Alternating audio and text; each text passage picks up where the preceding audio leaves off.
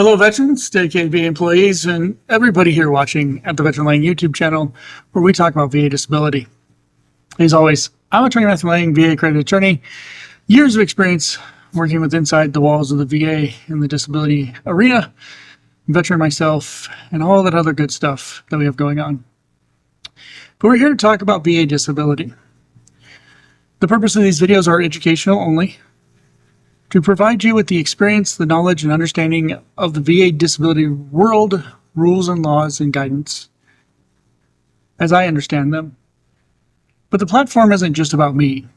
It's about veterans and dedicated VA employees and anybody involved as other representatives or VSOs who may be able to help shine some light on the topics that we talk about, or throw other topics out there that we can talk about together.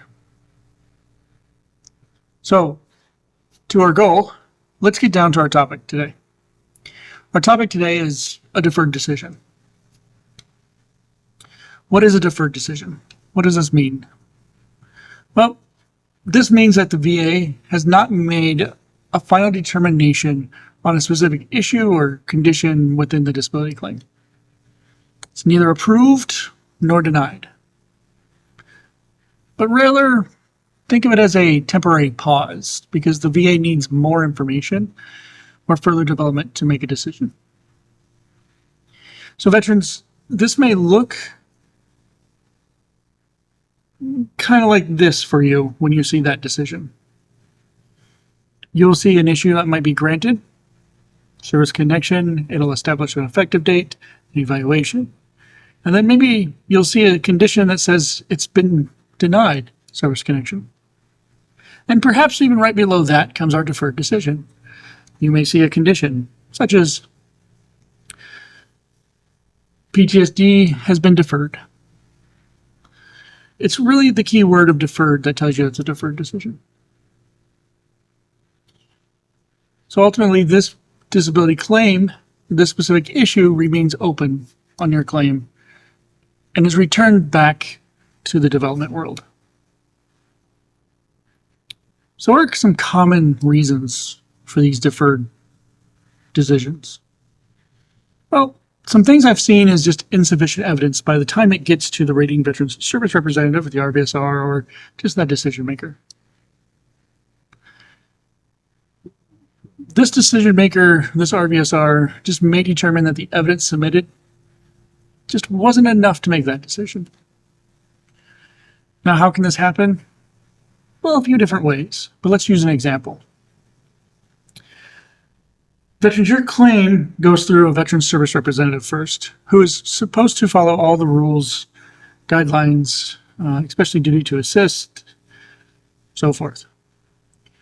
And maybe they believe they have, and they believe it's all ready to go, packaged nice and neat, so they ship it off to the RVSR, and the RVSR looks at it and says, I do see you received the Veterans Service Treatment Records, the STRs. You did follow that procedure. However, we note that there's an indication that these service treatment records may be incomplete, and because of that note, perhaps not all the evidence is there to make a proper decision. Thus, send the claim back and see if we can find more records. Maybe it could be something as simple as the VA forgot to go get private medical records or request those with the request that's in the file.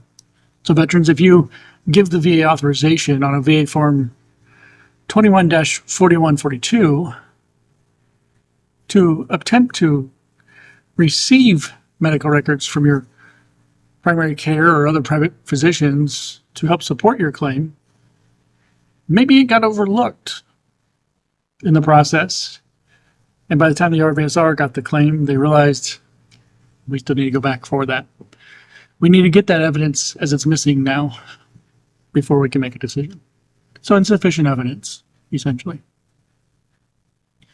Another popular reason we see, and I'm going to try to stay out of the weeds of this one because it could go so many different directions and so many issues that are involved over the years of the VA, but the need for a medical examination or a C&P exam. If the VA requires this C&P exam or this VA exam in order to assess your disabilities, veteran, then the claim must be deferred until the exam is completed and reviewed.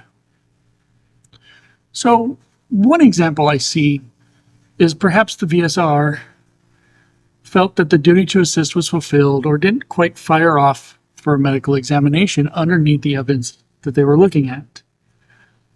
So they choose not to get the C&P exam or the VA exam prior to sending the claim to the RVSR. And the RVSR looks at it and says, I disagree. VSR, we need this exam. Duty to assist has not been completed, and without this examination, again, it's as if we don't have sufficient evidence to make the decision.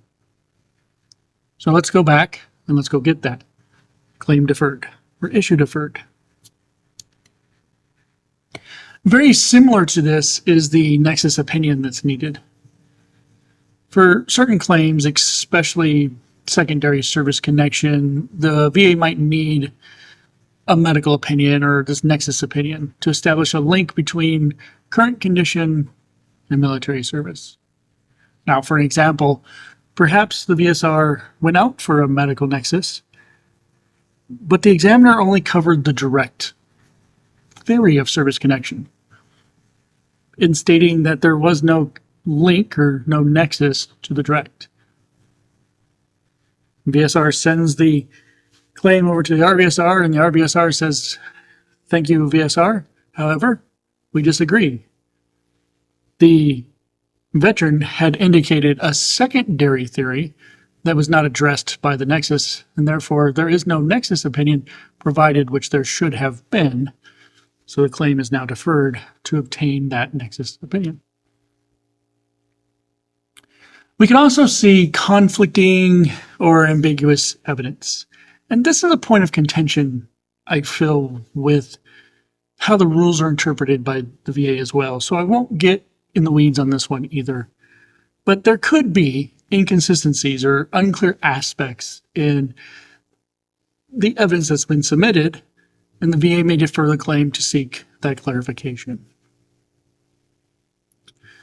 One example I can think of is perhaps veterans, you provide your private or primary care records or even VA treatment records to the VA. And those records show, say, a diagnosis of a back condition. And that's why you're claiming your back. But for some reason, when the claim was sent for that VA exam or that C&P exam, the examiner stated they couldn't provide a nexus opinion because there was no diagnosis. Well, this would seem to be a conflict of information, for the record shows in multiple spots there's a diagnosis, and yet the nexus says there is not. So it should be sent back for clarity, and in this example, again, another nexus opinion. Here's another example that could also occur. Pending verification of service. Now, we don't see this quite as often as we used to. The computer systems have definitely advanced this, in my professional opinion, to a level where this is not typically the case. But it remains slightly possible that the RVSR receives the claim, the VSR thinks that they've verified all the service properly, the system's given it, the VSR, everything they need, and yet the RVSR catches something in a statement from the veteran that perhaps there's another period of service that the disability could be related to that was not received in the verification. And then the claim now is deferred back for that verification for that other period of service. Another one that I don't see very often anymore, but I used to see when working inside the VA, would be an incomplete application.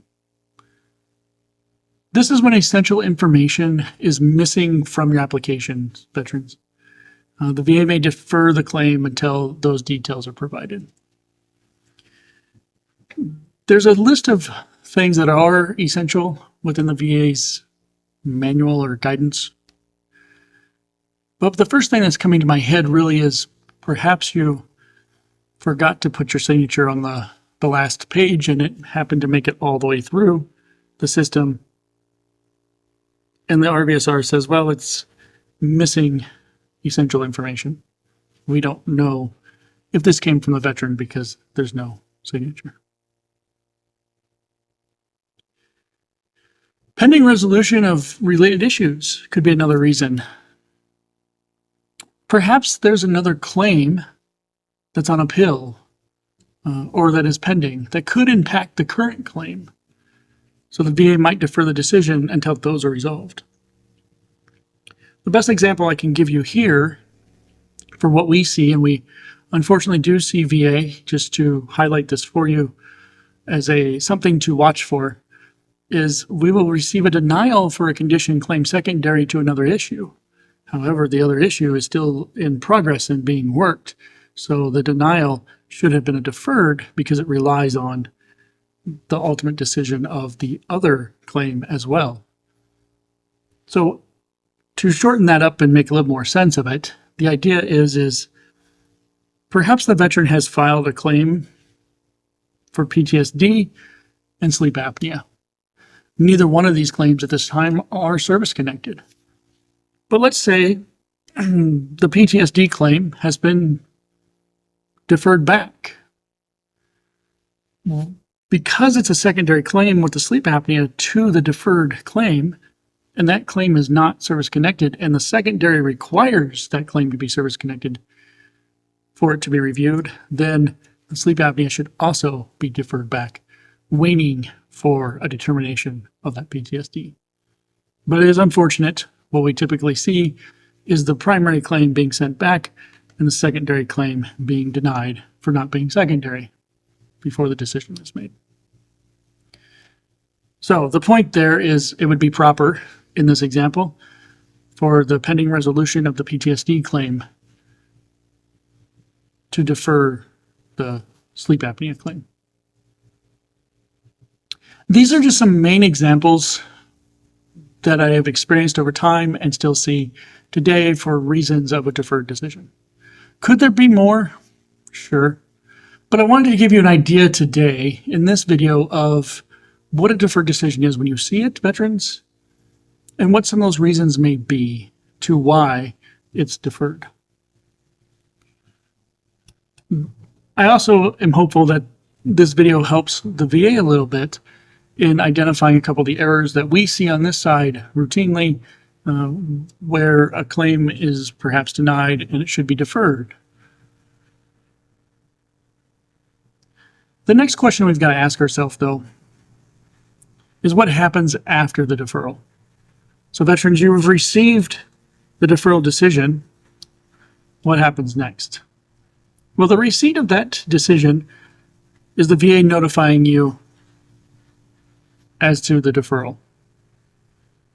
One thing we would ask of the VA is to follow more of the reasons and bases requirements and explaining perhaps more as to why the claim is being deferred and not just stating for more development.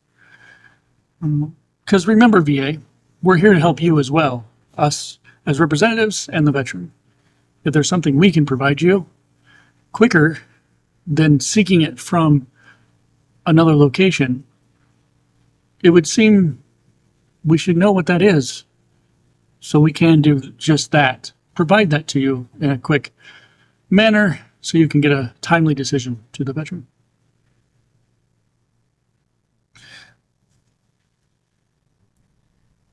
Once the VA has taken their actions, veterans, based upon their reasons for deferred, Could be any one of those that we've talked about. Once all that additional action is done, development is complete, the decision will ultimately come back to the RVSR for a re-review of that issue. Once all the information is there, the claim has enough information to be decided, then that RVSR will likely grant or deny that condition. However, it is possible for another deferred decision in the process if something is not completed accordingly. But let's say you get the grant or you get the denial, veterans, that's what the VA has decided. You'll now receive notification of that, and now that issue will be done. And if you disagree with that decision, you will be given your appeal rights and the opportunity to disagree.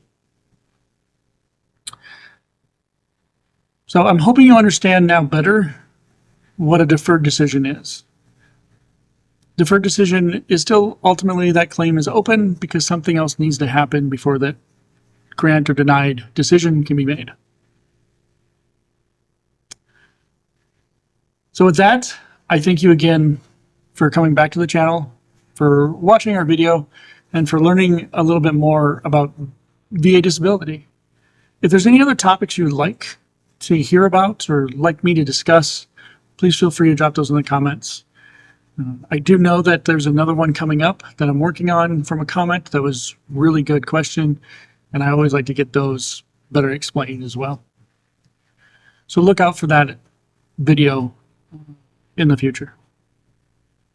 In addition to that, veterans, if you do need assistance with your VA claims, your VA appeals, you can go to veteranlang.com, click on the free case evaluation button, schedule an appointment. We can talk over the phone, or we can talk in person if you're in the local area. Or feel free to go to the website, give us a call, and we'll get you booked on our calendar so we can sit down and see what we can do for you and see what direction we can go, if any at all. Thank you again, everyone, veterans, dedicated VA employees, and everybody watching. I will see you next Tuesday for another veteran disability video. And until then, have a wonderful week.